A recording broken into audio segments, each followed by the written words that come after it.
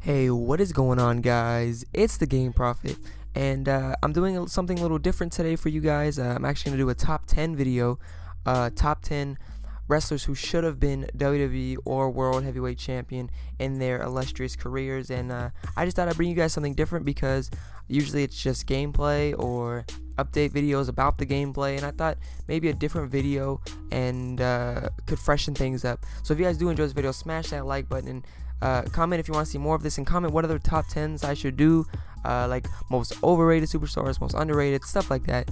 But anyways, let's jump right into the video. Ryback. Ryback has been in the news lately for him leaving WWE after contract dispute, but once upon a time, Ryback was the hottest thing in wrestling. After getting the Goldberg treatment upon returning from injury, Ryback found himself in a feud with CM Punk for the WWE Championship in 2012. Even though he was pushed as a monster, he could not win the big one. After months of losing big matches, Ryback fell into mid-card status before finally leaving the WWE in the summer of 2016. William Regal. William Regal is considered one of the best technicians of all time in the wrestling business. This man wrote the Manly Book of Manliness, for Pete's sake. Though he did win championship gold in his WWE career, the world title always eluded him. He was rumored to win the title, however, after his King of the Ring win in 2008, but timing was not on his side. Ken Shamrock. Back in 1998, the future looked bright for Ken Shamrock.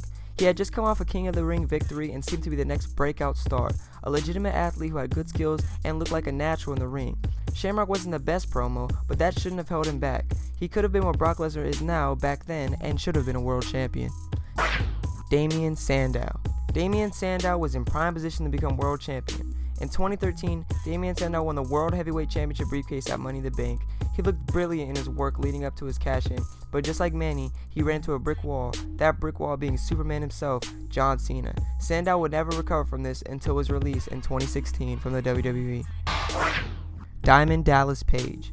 Back in the days of WCW, DDP was a force to be reckoned with. He was a multi-time WCW champion, beating the likes of Hulk Hogan, Randy Savage, and Booker T. His transition into WWE was rather, well, underwhelming. After joining the Invasion, he was shot into a feud with Undertaker, which on paper sounds great, but ended up getting buried worse than Roman Reigns after his suspension. Ouch. If he came in and was treated like the superstar he was, he would have been the top star in WWE. Shelton Benjamin. The curious case of Shelton Benjamin. WWE, you really screwed up with this one. Back in 2004, Shelton Benjamin was drafted to Raw. He immediately took on Triple H and beat him 2 weeks in a row. Though Benjamin would go on to be Intercontinental and United States Champion, he would never win the big one. Benjamin was going to come back to the WWE, but has recently found out that he cannot due to an injury, so maybe his last chance to become a world champion is not too far in the distance. Wade Barrett. Wade Barrett was the type of superstar Vince McMahon dreams about. He had the look, the promo, and could put on a great match. Barrett seemed destined for greatness when he formed the Nexus. He feuded with Cena, Orton, Edge, and others. He had a good start after starting solo, becoming Intercontinental Champion, but injuries held him back. Rumors of him winning Money in the Bank never came to happen, and Barrett requested his release in 2016. Cody Rhodes. This one makes me a bit angry because Cody Rhodes is one of my all-time favorites. He debuted in a stable with Randy Orton and Ted DiBiase Jr., but it wasn't until he made his solo debut on SmackDown we could really see his potential.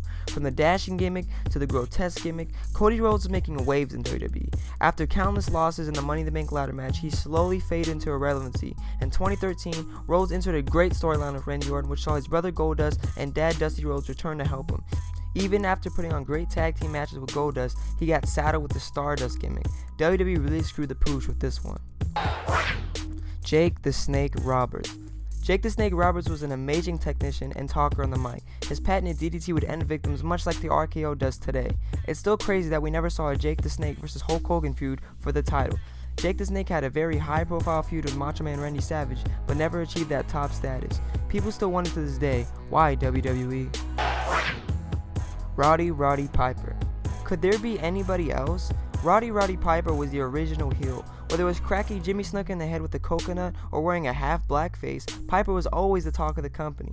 Rumors circled that many times he was penciled in to win the title on multiple occasions, and even though he was WWE's true first rebel, he could not be the guy, and in my opinion, he is the most deserving, uncrowned WWE champion. And there you have it. That's my list for the top 10 WWE superstars who should have been WWE World Heavyweight Champion. If you guys disagree with this list, comment down below who I missed, because I missed a lot of names. I wrote like 20 and then I had to break it down to 10. I tried to get the most diverse 10 in there.